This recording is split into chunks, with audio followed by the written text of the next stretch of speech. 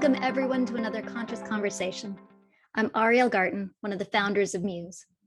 Today, we're going to be talking about the brain on resilience. Today's a really exciting conversation because it will really help you put into perspective the events of the last few years, namely the pandemic and the recent geopolitical situation, and the profound effects that they've had on our mental health. Safe to say it's been a challenging past few years for all of us in different ways. The point of today's conversation is not to wallow in the bad, but to learn how to literally hack your own brain to emerge from difficult experiences mentally stronger and more evolved. Let's first recognize that we've all gone through a lot. And when we go through things, especially big things like a pandemic, our brains change. They learn. Believe it or not, through all the difficulties, hardships, and traumas that many of us have gone through, we actually have the opportunity to emerge better than before. We can turn those mental scars into mental superpowers. Today, we're going to learn how you can take those challenging experiences and use them to create what psychologists call post-traumatic growth, rather than post-traumatic trauma. Post-traumatic growth being the idea that by going through difficult times, we have the ability to come out the other end stronger, more capable, wiser, and more prepared for everything that life throws our way. How I like to look at it is the difference between feeling that life is happening to you, like, oh no, why is this happening to me? I've lost control, rather than happening for you to grow and evolve into a wiser version of yourself. And this, my friends, is the basic concept of resilience, being able to turn trauma into a tool for growth rather than regression. And by the way, you've probably been doing this all the way along and might have not even realized it. And when you're able to really see and understand how you have been resilient, you'll be much better equipped to flex your resilience muscles when you need it again. We're honored today to have an extraordinary set of guests who are going to not only give us a deep perspective and understanding of resilience, but actually arm us with the tools and techniques that we can use starting today, right now, to be able to build resilience as we go through all the things that happen to us or for us. They'll also teach us to notice our own resilience and how we can reframe experience in the past to create even more resilience in the future. By the end of the session, I think you'll all feel quite inspired about the resilient transformations you've already made or that are possible in all of our lives. Before we dive in, I'd love to introduce you to our first special guest, Shawn Moore, who's going to help us engage our resilience muscles and get into the resilience zone. Shawn is one of our Muse meditation teachers who has some amazing collections in the self-care and creativity sections of the Muse app. Shawn has worked in higher education for over a decade, specializing in leadership development with a particular focus on diverse populations. Shawn's also a fellow podcaster hosting the Mindful Rebel podcast. We are honored to have Shawn here today with us to lead us in a live meditation to begin that will help us start uncovering the resilience already in us by practicing self-compassion and reclaiming our personal power. Shawn, please go ahead, join us on the stage, turn on your camera and unmute yourself. The floor is all yours. Thank you so much, Ariel, and welcome to all my friends that are joining us for today. As Ariel mentioned, as we reflect on the idea of resilience, I define the practice as one that's rooted in self-compassion and a reclamation of our own personal power and ability. The last few years have presented us with a world that is rapidly shifting. And as we adapt to change, we can be hard on ourselves and really be our own worst critics.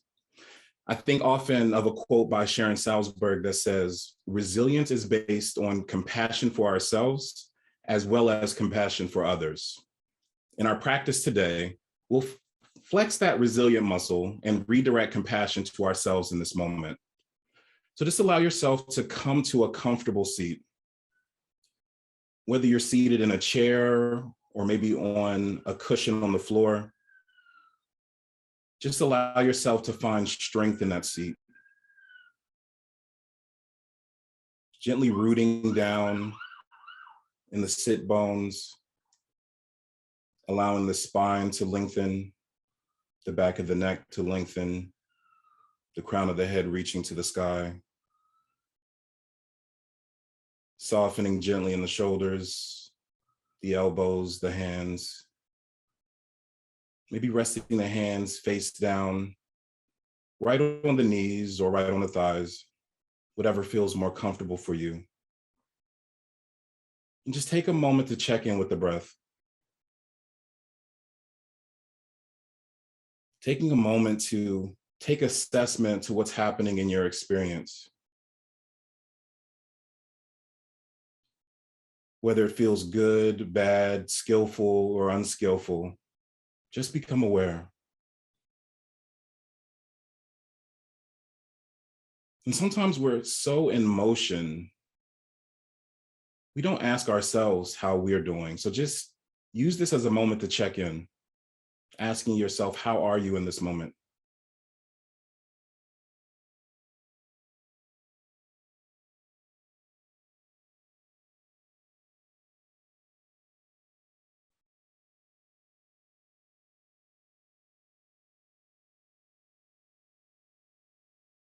And we'll invite in 2 to 3 cleansing breaths. So gently inhale through the nose, expanding in the abdomen, in the chest, full belly breathing, and audibly exhale out of the mouth.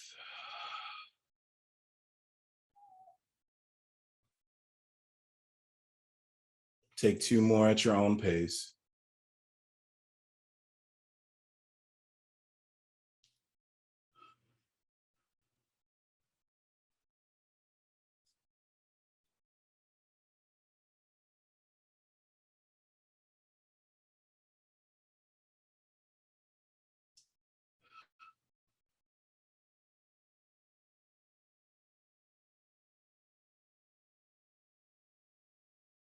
So we'll start to invite in what we call straw breathing. So just like we did with our cleansing breath, we're going to gently inhale through the nose. When you get ready to exhale, gently press the lips together as if you're drinking through a straw or maybe blowing out candles on a birthday cake, and allow the breath to flow through the pursed lips. So we'll take that together, inhaling gently through the nose, expanding the belly, expanding in the chest, pressing the lips together as if we're drinking through a straw, and exhale out.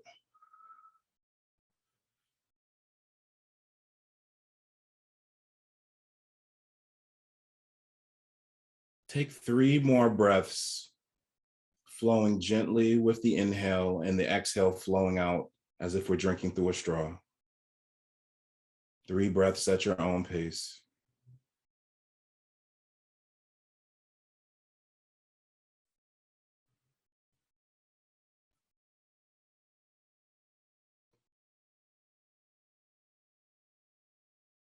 And maybe you lengthen the exhale a little bit, but just allow yourself space to explore.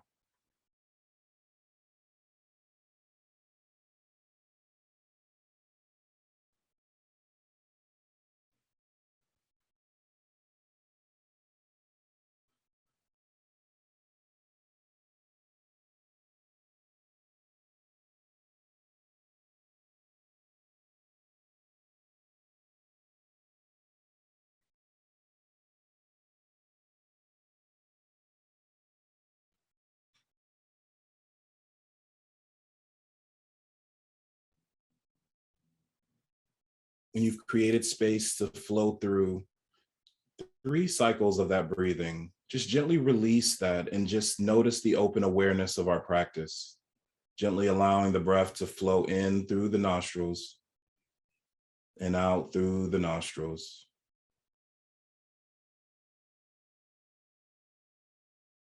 Flow with this breath for about 3 full cycles.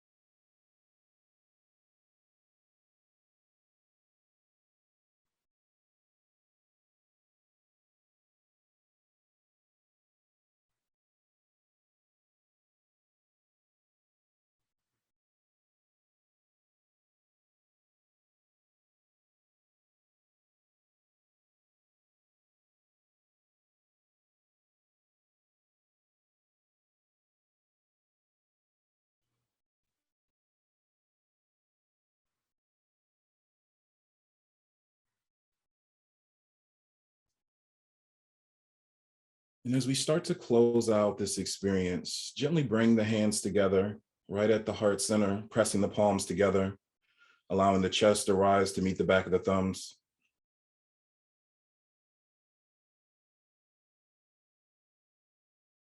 And thank yourself for just showing up and taking a moment to tap into that resilient muscle that we'll be working with and talking through today.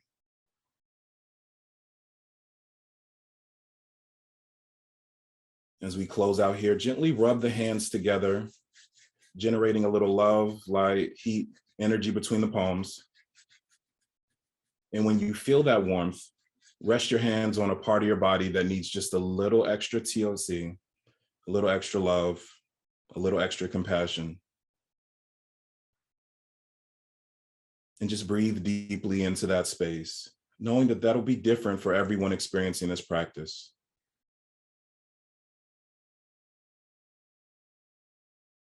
But as we practice self-compassion, we can listen to that inner knowing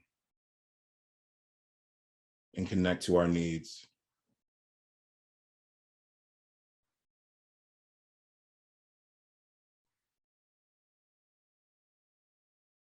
When you're ready, and not a moment too soon, feel free to gently blink the eyes open.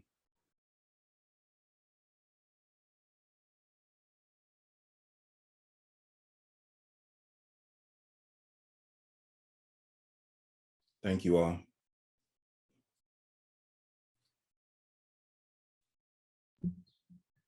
Thank you, Shawn.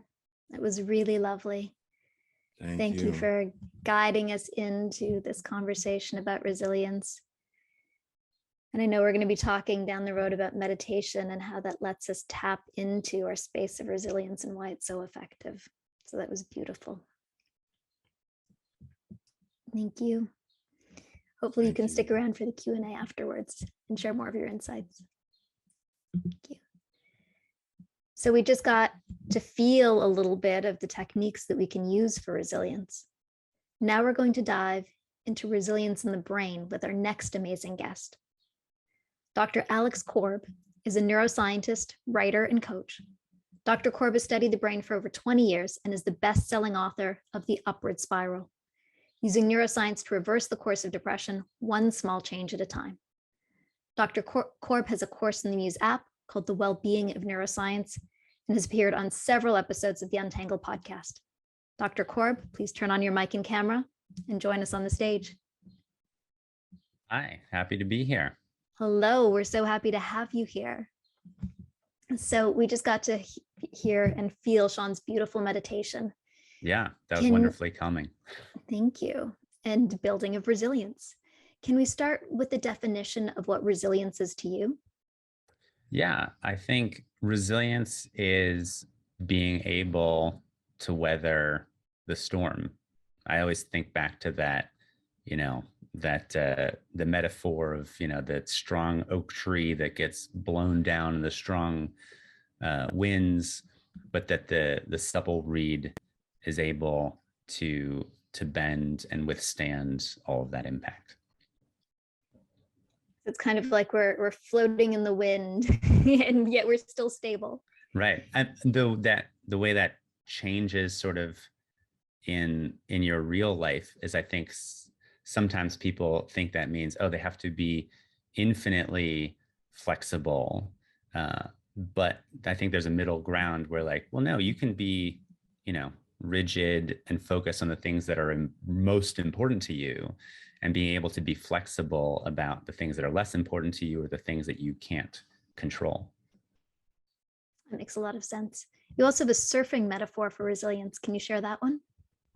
Yeah, I think surfing is a great analogy because there are these waves that come in that we can't control, and they're difficult because they're trying to drown us. And sometimes the waves are big and sometimes the waves are small. So sometimes it's easy and sometimes it's difficult to stay afloat. But if you are more talented at surfing, you're able to weather those changes and also recognize that your goal is not to avoid the waves entirely, which is, not under your control, really. That's what the world is throwing at you.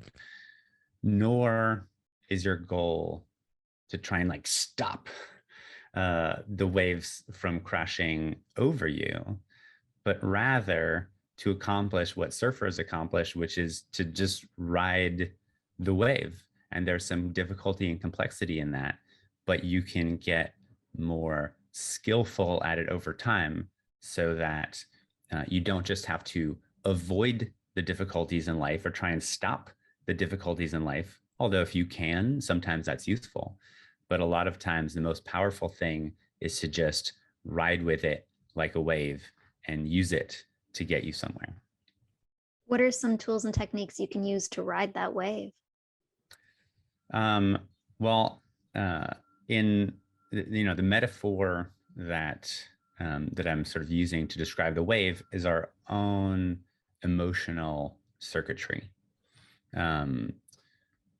We can't control the things that happen to us or that people say to us, but the things that happen to us or the things that people say or the thoughts that we believe can trigger the brain's emotional circuitry. And that is really what sort of threatens to overwhelm us. And so one of the things that you can do is just basically anything to calm down those emotional waves. So things like slow breathing, for example, they actually push the brain and body away from this fight or flight stress response and towards what's called the rest and what's colloquially called the rest and digest response, the activation of the parasympathetic nervous system. And so that will calm down those waves and therefore makes it easier to surf if the wave is only 5 feet high as opposed to 10 feet high. Other things, yeah. I wanted to press in on that for a minute since we've got you here, the neuroscientist. Can you Sure. dig even deeper into the processes and regions in the brain that contribute to resilience? Yeah, sure. It's really a matter of, I've come from a background of studying depression. That's what I did my PhD on. And that's what I originally wrote the Upward Spiral to be focused about. But one of the things I realized is that, depression is sort of when everything is going wrong and it's really hard to be resilient, but the same things that contribute to someone getting out of depression are the same things that contribute to us being more resilient. And that has to do with a conversation between the thinking, feeling, habit, and reward circuits in the brain. We can get technical and talk about the prefrontal cortex and the limbic system and the dorsal striatum and the nucleus accumbens. But you don't need to memorize all the specifics in order to understand what's going on. And when we have good resilience, there's a good dynamic balance and communication between all of these regions. Excuse me.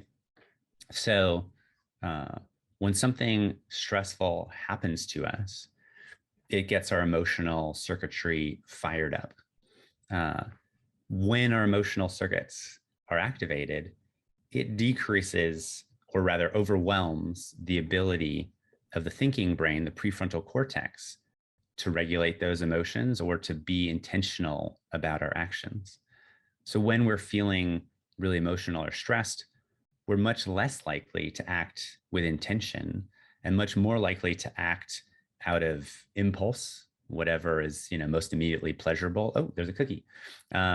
Or just out of routine and habit, because that's what those deeper level brain regions are. But that risks that we are kind of always just living on autopilot. And if we can get the emotional circuitry to calm down a little bit, then the more intentional, thoughtful parts of the brain can intervene and be like, oh yeah, we could go this way that we're feeling, pulled in the direction of, but like, let's try doing something different, because that's actually going to get us to where we're trying to go. And that proper balance is what's really important in resilience, because it's also too far to go the other way, which is sometimes when people hear me think about the prefrontal cortex or talk about the prefrontal cortex, they're like, so our job is to like always try and control our impulses and regulate our emotions and, stop our habits. And like, that's not the answer either, because your emotions provide a lot of important elements to life, and your impulses take you in a lot of useful directions, and your habits as well. And so the key is not to like suck all the fun and enjoyment out of your life and try and control everything, but to use your habits and impulses and emotions to accomplish things that they're good at, and to just experience the world. And then when that starts to make the waves, too high, to be able to regulate that a little bit with intention and focus to get it back into a more balanced range. It's amazing. So our goal is to be aware of our skills and capabilities and limitations, and to flexibly be able to use whatever system is going to be most adaptive for us at that moment. Yeah. And a lot of times what we end up, because we're sort of control focused, particularly in our society, and focused on productivity, and like we're doing, what we're trying to accomplish, these waves of emotion can feel like, oh my God, they're getting in the way of like all the stuff I'm trying to do. But the key is to recognize, well, you just trying to stop the emotions or trying to stop things that you can't control really just contributes to you feeling more out of control. And so when you start to feel stressed and you start to feel anxiety, and then you're like, I need to stop this right now. And you're like, oh my God, I can't stop it. And then you feel anxiety about your anxiety, or you feel stressed about your stress. Well, then you're actually contributing to the waves becoming bigger. And if instead you could just acknowledge, oh, I'm feeling stressed right now. Okay. Like, well, then that is what surfing with that emotion is. You're not trying to control it. You're just saying, okay, like this is the wave here, and I'm just going to ride it. And interestingly, as far as the neuroscience, when you actually acknowledge and label the emotional experience that you're having right now, that allows the prefrontal cortex, the thinking part of the brain, to automatically reduce and regulate the reactivity of the emotional circuitry. So just by acknowledging it, you don't need to change anything. Just by acknowledging it, it reduces a little bit that emotional intensity. Amazing. Thank you so much for your insights. That's fantastic. I think there are a couple of questions in the Q&A and in the chat. If you could spend, I know you only have a couple more minutes with us, but answer any of the questions that you had from the audience in the chat. That would be wonderful. So thank you so much for your time and for that beautiful explanation of what is going on in our brains and bodies and how we can make better choices. Yeah, well, it's wonderful to be here. So do you have specific questions? People have been typing into the chat. Oh, into the chat, not the Q&A. In the Q&A. There's the Q&A button, and there's the chat. Okay, where is, there's the chat. Awesome. So there are a lot of questions. I know everybody's really excited. Oh, sorry, I thought you meant you wanted to answer some questions right now. I would love to, but we need to move on to the next guest. Okay. There's not enough time for all of this phenomenal experience, but I want to make sure that the community gets a chance to engage with you directly. Yeah, sure. Wonderful. Great talking with you. Always a pleasure, Alex. Take care. That was Dr. Alex Corb. You can find his book, The Upward Spiral. It is incredibly inspiring. He also has several Untangle episodes if you want to learn more from him, and a series of great courses that he's actually running to teach you how to get your upward spiral going. So David will share all that information in the chat. In our next segment, we're going to be talking to two people who are going to help us understand resilience and mindfulness from a resilience from a meditation perspective. Lisa Wemberger and Dr. Mark Burton. Lisa Wemberger is an entrepreneur, coach, and neuroplasticity expert. She's the author of Neurosculpting, a whole brain approach to healing trauma, rewriting limiting beliefs, and finding wholeness. You can also find some of Lisa's amazing meditations in the Muse app. And alongside Lisa is Dr. Mark Burton, who's already up here on stage. Hello, Dr. Burton. He's an amazing neurodevelopmental behavioral pediatrician. He trained at John Kabat-Zinn Center for Mindfulness and often incorporates mindfulness into his sessions with his patients. Dr. Burton's books, such as Mindful Parenting for ADHD and How Children Thrive, integrate mindfulness into evidence-based pediatric care. So, welcome, Lisa. Welcome, Dr. Burton. It is awesome to have both of you here. And I would love to talk about how meditation can be an effective tool for cultivating resilience. Mark, would you like to go first? Sure. I mean, I think there's a couple of things to say about that. I mean, one is as was alluded to by both of the first two speakers, clearly the intention of the whole practice in many ways is one of practicing resilience. Because in the end, we're not talking about being calm or still or anything sort of perfectionistic and impossible. The whole premise of the practice is learning to relate to life as skillfully as we're able, and that has many layers of implication. But I know we wanted to talk about it specifically in terms of meditation practice, and that's really what I wanted to focus on, which is I think it's a useful reframe of the practice itself to recognize that we're not trying to, as Alex said, like shut down our emotions or shut down our thoughts. One way to look at just a few minutes of meditation practice is we're directly building resilience and patience through that practice, meaning all this stuff comes up, and that's always going to happen. And normalizing that's so important to stick to the practice. A lot of people, I think, get frustrated because it's like my mind won't stop, or I felt rotten today and I didn't feel any better when I ended. I hope you do, but you don't always. And one way to reframe the practice is to recognize that we very rarely take the time to sit and to tie into self-compassion, to give ourselves the opportunity to really acknowledge everything that's going on for ourselves. That's an act of self-compassion in and of itself. And then really different than the rest of life, where we might actually need to take care of stuff, and we probably have all sorts of habits of like, when I'm hungry, I do this, and when I'm angry, I do that. And when all these cycles we fall into, we are very directly for those 10 or 15 minutes practicing just observing and developing patience, observing and developing resilience, because I'm angry and I'm not going to get caught in that. I'm just going to come back to the practice. And then my mind gets lost again and I come back to the practice.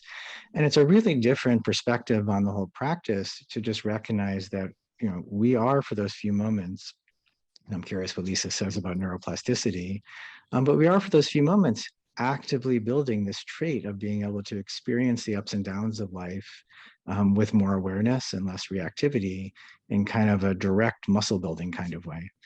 And I think that's a good motivation for the whole practice is, we're not looking for perfect. We're just looking to continually build this trait that we find valuable in life. So I think you can look at the practice itself as very directly building resilience in that way. That's fantastic. That's a wonderful, wonderful answer and a great segue to how I think Lisa looks at this as well. Yeah, I mean, I would agree with all of that. The practice is where the rubber meets the road. You can wish, you can hope for regulation. You can wish, you can hope to ride the waves. If you're not teaching your nervous system how to do that every day incrementally, then it's going to always feel like a daunting task. And I know it, many of you listening some of you might feel like bad meditators. I hear that all the time with my clients and my students. I'm a bad meditator. Well, I don't think anyone's a bad meditator. However, there's an aspect to my definition of meditation that is a bit outside of the calm down approach. We have lots of different stress responses. Many of us are very familiar with the fight flee. That's arousal. That's when life is too much and we start to feel that heart racing and that anxiety and that urge to contract and to run, and life feels amplified. In those cases, the calm down lane of meditation is what I would reach for. So the slowing of the breathing, the sitting and the observing and the quiet and all of those things, that's going to take someone from sympathetic arousal and dial them down. But not all of us respond to the overwhelming world with sympathetic arousal. As Dr. Corb mentioned earlier, the parasympathetic response, rest and digest. Well, some of us go way too far in that direction. And we go past the point of it being good for us. And we go to shut down, overwhelm. I can't concentrate. I can't even breathe. I'm holding my breath. I'm frozen. I'm immobile. And in those cases, the kinds of meditations that I love to do with my clients are meditations to arouse somatic awareness. So we don't always want to calm down. For those of us, and I'm saying us because I was a freezer as my nature, to freeze and dissociate as my stress response, calming down made it worse. Trying to slow myself down from an already too slow place got me further from being able to get in touch with my body. So my approach to meditation is any practice that's going to help you put your hand on the dial of your nervous system with intention to dial yourself down or up when you need to, so that you can be as present in life in a regulated way. For me, that's what the blanket term meditation means. And for that, this is why we bring in neuroplasticity training, because if we teach you the rules that your nervous system plays by, then you can artfully go into your nervous system and move yourself in a direction you need to go in. But that takes awareness. And so you have to be aware of your body in this moment and how it's responding. And are you amped up and need to calm down, or are you frozen and you need to wake up and be present and feel your body again? And so there's this beautiful dance always between mind and body. And for me, the term meditation means, can you take charge of that dialogue? And it's not going to look the same way for every person. And it's not even going to look the same every day. But if you take agency every day in the face of it feeling different based on your environment, well, then you are teaching your nervous system daily that you can have agency over it. And the agency piece is a powerful, powerful thing for the nervous system. As soon as your nervous system feels like it is guiding its own learning, well, then you're hitting neuroplasticity gold. And suddenly your nervous system starts to believe more and more it can learn better and better the things you are intending it to learn. And so the empowerment cycle perpetuates itself. And I feel like neuroplasticity training, and there's so many great people out there doing it, is a superpower. It's a gift. Thank you, Lisa. That was really beautifully put. And certainly I think most of us can identify in ourselves or in those in our household, those that were super anxious during the pandemic experience and may continue, and those who are completely frozen, depressed, couldn't get out of bed, brain fog, didn't want to move. I know in my own environment, it was very easy for me to see the different archetypes. And it's fascinating to know that there are different meditation techniques that work for each of those different archetypes. Either to, if somebody's hyper aroused, to calm down, if somebody's hypo aroused, to do things like cold showers, going outside, physical touch, to really engage yourself with the world and retrain yourself that that's safe and the right way to be. I see Mark has some comments. I was listening. I can comment, but I was just enjoying that, and I think it's so.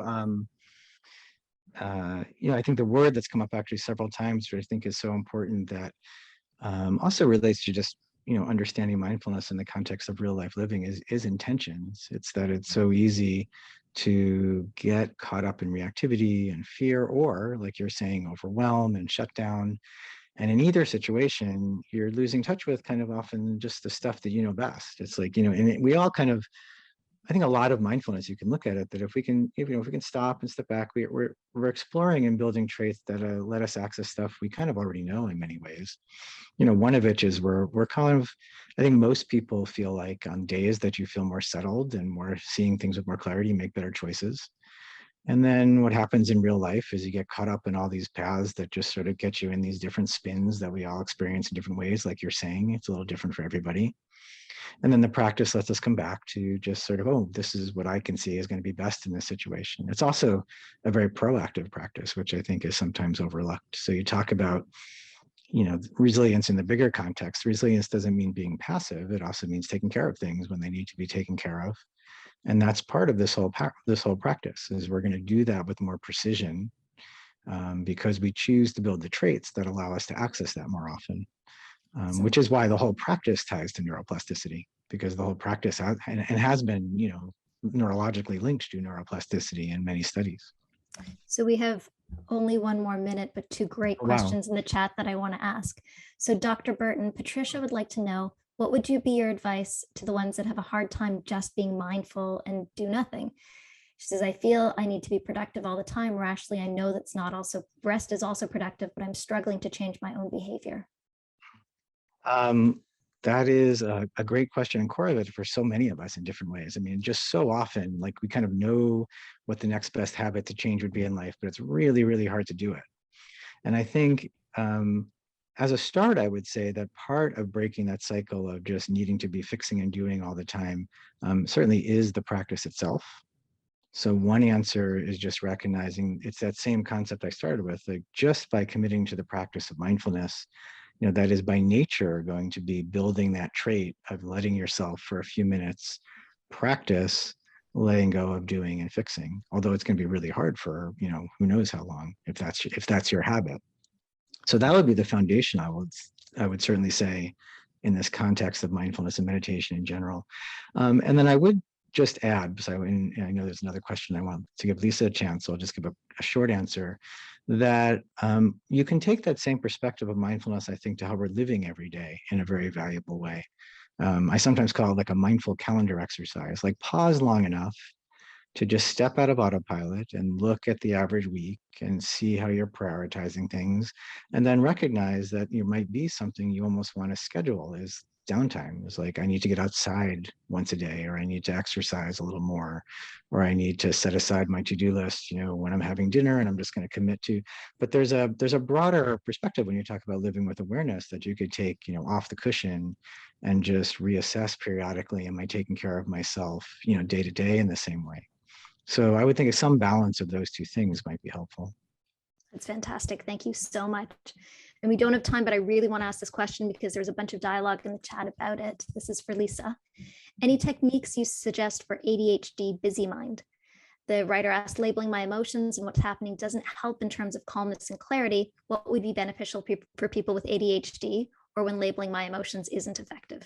Busy mind people, this is my favorite thing: neurogenic tremoring, shaking, vigorous body shaking, so that your contracted muscles, which contract as a result of stress, get a chance to use up their energy and become soft again, and send a feedback signal back through the spinal column up to the brain to tell your brain, hey, muscles here are soft. We've used up all the energy, therefore we must be good.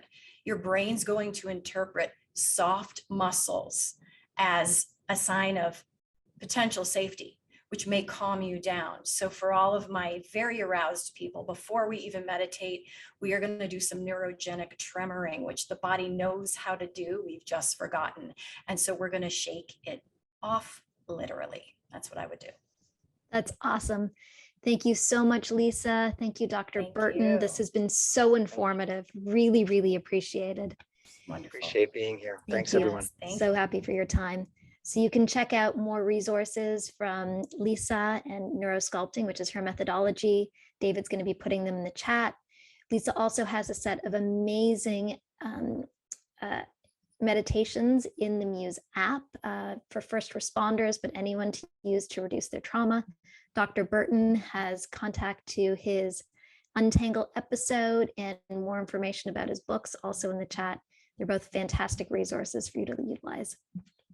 And with that, I'd like to introduce our last guest, Dr. Leah Weiss.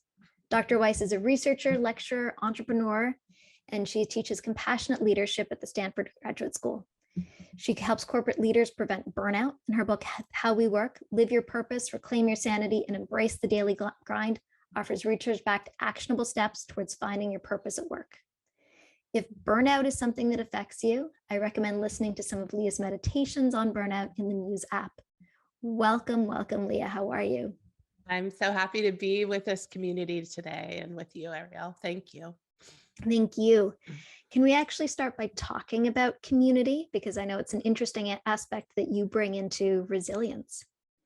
Yeah. And, just to name, I think this segues really nicely from the conversation that's been had so far today, and very much resonates, in the context of my life. I spent a very long period of time doing long silent meditation retreats, 100 days, 6 months, and then I had 3 kids. And the question of application integration got really real. And I think there's a lot in terms of this topic of resilience that we can find if we look into community. So first of all, just recognizing that there's a really strong connection between resilience and community. The Surgeon General, Dr. Vivek Murthy, has a fantastic book about loneliness, and he has so much research in it that is really game changing, I think, for us to consider, especially in the context of the pandemic. So essentially, if we're socially isolated, that's an equivalent on our health of smoking 10 cigarettes a day. Wow. If you live 10 cigarettes a day. If you look at all the wisdom traditions that these contemplative practices that we're talking about today come out of, community was always baked in. It was never go meditate by yourself in a Buddhist context. Sangha, community, was one of the 3 jewels. Christianity, Judaism, Islam, all of the wisdom traditions talk about community. So I think for us, one of the things that's really helpful is recognizing that finding what we've done, and looking back over the last few years. When I think about in my own family, we did things like many of you have done. We had funerals on Zoom. We had celebrated bat mitzvahs on Zoom. We did virtual exercise. You have this incredible Muse community that you have dove into. And the connection that we make is something that we crave, that makes us more resilient. When we step outside at 7 p.m. to cheer for the healthcare workers, that's something we offer them, but it's something we're all doing together. And so I think it's really important to recognize the source of growth and strength and togetherness that we've all had. I'd be super curious to hear people put in the chat bar, what are some examples of things you've done with your neighbors? I know on my block, we have an elderly couple, and he is immunocompromised with cancer treatment, and everybody would shop for them. Just the things that people just stepped up and did. What are your examples? What are the ones you've offered others? And what are the ones you've received yourself? I think this is an important way for us to think about strength, courage, resilience. Amazing. So please put in your chat your experiences of community and how you might have created or participated in community. And if you feel like it, how you feel like those helped with your resilience. So Leah, how can people help and support their resilience through things like community and more? Yeah, absolutely. So when we think about the causes of burnout, for example, which is one of the topics that you raised, we often frame solutions as though there's something we need to do and fix as individuals. But an issue like burnout, workplace burnout, or the other versions that people have been talking about the last few years, mommy burnout, parent burnout, life burnout, these are person and environment issues. And so it's part of why there's so much power to community, connection, compassion. I know we've been talking about neuroscience, which I love to hear us thread together these practical and scientific themes. So in the context of connection, compassion, some of the studies that I love to talk about that come out of Stanford, looking at the neuroimagery of the brain during compassion meditation by adepts. So we had a group of Tibetan monastics come to campus, do their compassion meditation in fMRI machines in the psych department. And I think the findings are something that's really important for all of us to hear. It wasn't the pain regions of the brain that lit up when they were engaging in compassion. It was the reward regions, right? They felt that same kind of reward that you feel with other pleasurable activities. And I think then kind of the challenge or throwdown to us is, do we have a part of our practice that we're cultivating this ability to connect, engage with others through meditation as well as off cushion, where we're training ourselves to move beyond empathy into compassion and find that experience of reward rather than depletion and burnout, which is what follows on when we're just accessing empathy. Not that empathy is a bad thing, but we can't sustain it all the time. But compassion is a renewable resource, which we can. Amazing. So in the chat, we're seeing some of the community resources that people tapped into. A dog walking group to meet some amazing lifelong friends. Great, great, great. Request for the Muse community and some people engaging there to support and encourage each other. Brett found a VR sports community, which is awesome. And then the idea of our family really being our community and feeling the depth of that and the meaning of that. So I would love to end on this question of resilience and some of the ways that we have already been resilient. So I know throughout the pandemic, it has been difficult, and it's really brought out our capabilities in ways we may not have recognized and realized. What are some of the ways that people have possibly already been resilient and maybe not even noticed it? Yeah, I love this question. Well, I think, this dog walking comment is such a great one. We've all seen the articles in the news of how during the pandemic, there was this recognition in so many people's lives of having a pet, having an animal. Baking skyrocketed, right? Like that was something that so many people found solace in. Gardening, creativity. My kids, I have a whole set of jewelry of things like this, or like foam squares and like all these just things that they would do creatively. And for me, that was a real outlet as well. I think we also had to work on understanding what rituals around the transition between work and time outside of work looked like when we couldn't rely on things like commutes and physical markers. I think those are all examples of resilience.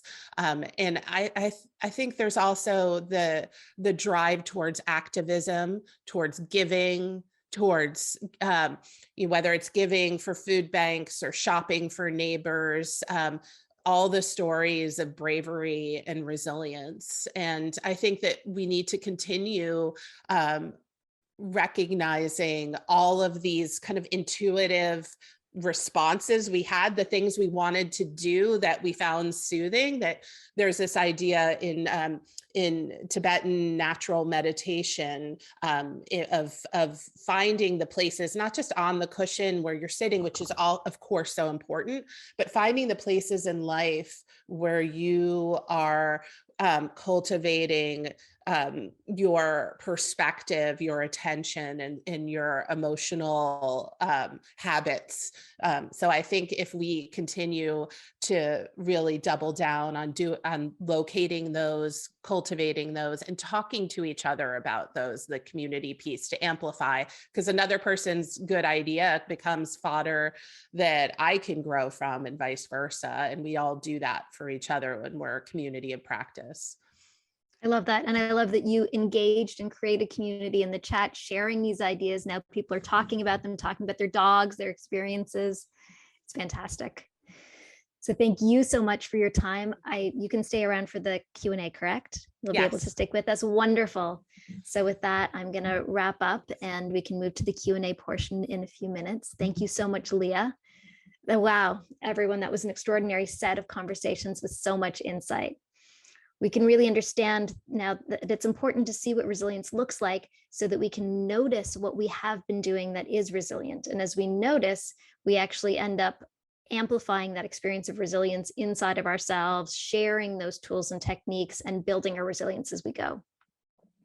It was amazing understanding the value of community and beginning to see the threads of it in real time here. So our guests today have ongoing resources that you can continue to use to build your resilience. In the follow-up to this webinar, we're going to be sending out a collection of meditations in the Muse app called Cultivating Resilience. They contain content from each of the guests who have meditations inside the Muse app. And I highly encourage you to listen. It will be transformational. The conversation will also be re-aired on Untangled if you want to share it with anyone else. And again, the link is going to be into the chat. I'm now going to pass it over to David for Q&A.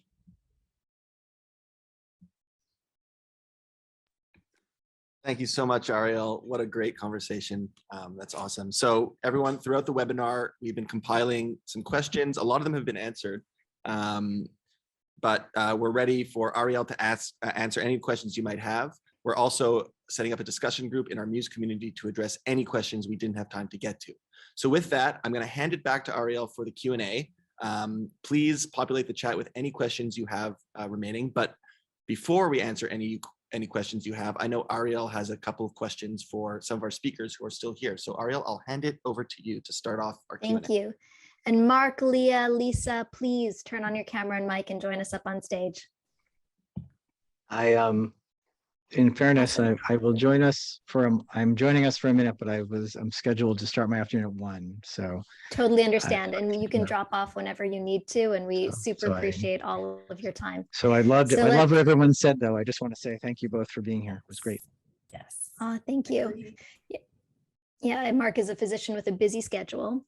So I want to ask you then, Mark, if you can really share some of the ways that we can notice that we have been resilient, things that people can take home and identify in themselves. Well, I think it actually ties into where we started this entire session today, which is with a self-compassion meditation. And I think a lot of the times,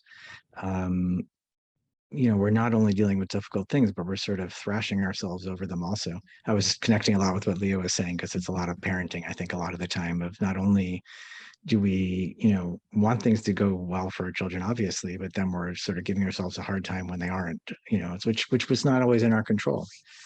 So I think a lot of the shift in perspective can have to do with an aspect of mindfulness practice that kind of gets phrased different ways. There's many different ways we can focus on the positive things that are going on in a very specific way that I think can seem like a little, mumbo jumbo on the surface, but are actually very specific activities of attention that really matter. So gratitude practices have been shown to be really powerful.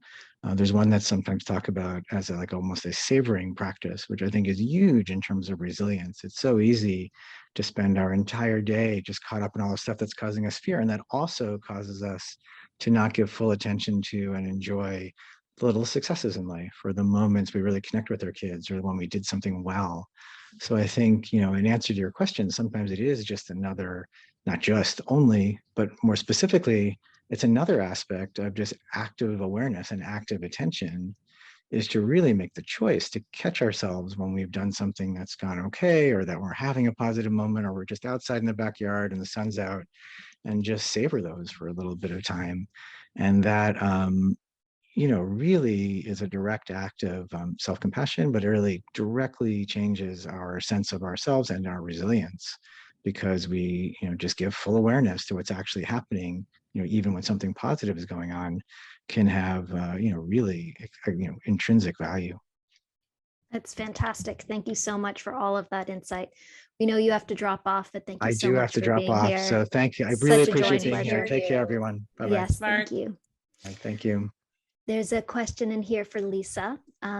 Somebody would like to know, how do I know if I'm resilient, or if it's disassociation or disconnection from my feelings? I loved that question. I was actually responding to it.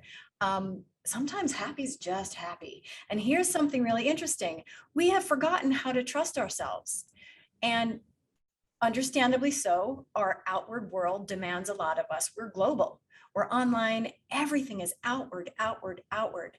And so the moment we're asked to go inward, we don't know what we're even experiencing. And it's both an invitation and an amazing telltale sign of the state of the world. So the way I try to get back in touch with my natural body wisdom, the natural neurological capacity to balance my nervous system as a mammal. All mammals have this capacity. Is I do this. I ask these questions literally. Am I digesting okay? Am I constipated, or do I have diarrhea? That's not balanced. But if my bowel movements are regular, okay, I'm 1 for 1. Is my heart rate regulated? Okay, 2 for 2. Am I sweating profusely for no reason at all? Is my body temperature regulated? Am I going to urinate regularly? Am I sleeping a full night without waking up? If I'm answering yes to these questions, and other questions like, am I maintaining healthy relationships? Am I able to listen and understand what people are saying? Am I constantly misunderstood, or is my point getting across? These are physiological indicators of regulation. Therefore, you can start to ask these questions and then trust your interpretation of them. So if all of that is happening and you feel happy, then perhaps you're not dissociating at all. Perhaps you're just happy. And it's okay for some of us to admit we were happy when the world outside of our control invited us to push pause and go inward and get to know ourselves again. And so I think there's a lot of us not knowing who we are and what we're feeling. And the more we consult, the more we understand the self. And then when those things are not in alignment, no, my heart rate's not regular, no, my bowels are not, no. Okay, then now I'm dysregulated. And now I get to decide, what direction do I want to go towards regulation? Do I need to calm down? Do I need to arouse? Do I need the top-down mental approach? Do I reach for my muse? Do I need the bottom-up physical approach? Do I go take a yoga class or walk in the park or scream underwater, as some of you were saying? These are all natural self-regulation techniques that we have distanced ourselves from because we have relied on the external world to tell us what we are, who we are, how we should feel, and how we should be. And the time for that's over. Data lives out there. We know it. We Google it all the time. Real transformative information lives here. And so I have to always consult my body. That's awesome. Thank you, Lisa. Thank you so much, Lisa. I just wanted to let everyone know it's now 1 p.m. Eastern time and the official end of our webinar. However, if you would like to stay a bit longer, Ariel and maybe some of our guests will be able to remain on. If you have to go now, that's no problem at all. Thanks so much for joining us today and for sending through your thoughtful questions. We'll be setting up a discussion group, as we said, in our Muse community to address any questions we didn't have time to get to. You'll get an email shortly with all the details. Now, before we answer more questions, I'd also first like to extend a big thank you to our guests who joined us today: Shawn Moore, Dr. Alex Corb, Lisa Wimberger, Dr. Mark Burton, and Dr. Leo Weiss. Thank you all so much for your transformational insights. It was truly an awesome webinar, and I see from the chats everyone here who attended gained a lot. So thank you so much. Now, let's answer some more questions. Ariel. Thank you. Thank you. Yes, we're trying to stay as long as we can to provide as much value and community engagement. So if you've got questions, send them through. Stuart has a question for Leah. How much variation is there in the need for community? I live mostly solitary, though not isolated life, and am mostly happy living alone. I've recently been taking care of my mother. She's in her early 70s and has suffered lots of difficulties. Oh, that's from a different. So the end of the question was, I live mostly in solitary, though not isolated, and life mostly happy living alone. So the question was, how much variation is there in the need for community? I love this question. And I think that what I love about it so much is it contains what I would see as kind of the wisdom and the answer within it, this distinction between solitude and loneliness is a huge one. So, I think with our kind of shared commitment to meditation in this group and this community, we all have had the experience of there's so much to be found in our inner worlds. Solitude does not necessarily mean loneliness, but social isolation is really the part we want to be on the lookout for. And I think we can distinguish those, the sense of you put it in your question that you feel mostly happy, and I'm sure you have ways of connecting with yourself and others that are fulfilling to you. And that's the part when there's people who in the pandemic and before, are really struggling and feeling that loneliness and feeling alone in life. That's really what I think has the impact on us physiologically as well as psychologically. That's amazing. And I will note that Leah has meditations in the Burnout Collection and the Muse app, some of which address this a little bit. There's another fantastic question that's come in, and maybe both of you can answer. Christopher asked, I've been recently living and taking care of my mother. She's in her early 70s and has suffered lots of difficulties and traumas in her life. I'm very empathetic and find myself losing resilience and becoming unmotivated and depressed. I do see this as an opportunity for growth. Do you have any advice? Oh, and my heart goes out to you. I know how hard that can be. Absolutely. Lisa, do you want to go first? Yeah. Oh, Leah, go for it. No, go ahead, Lisa. Okay. Please. I'll jump in and say, first of all, I understand it. It's a difficult time when you have to take care of your ailing parents. I went through that the last couple of years, and during pandemic was a challenge. I just like to say that while you are going through the difficulties of life, the more of these little daily practices you can do for yourself to recharge your nervous system after a lot of empathic activity and co-dysregulation that happens with certain kinds of empathy, you're going to teach your nervous system that in the face of challenge, you can still regulate in these small micro moments. A micro moment of regulation to the nervous system is massive. Do not underestimate 2 minutes of coming back to the self. It is powerful. It resets. And so these are moments that you're actually teaching your nervous system that this is possible again and again and again. So you can get better at resetting, which gets you more present to show up for the needs of your mother, which will likely grow. These needs will grow.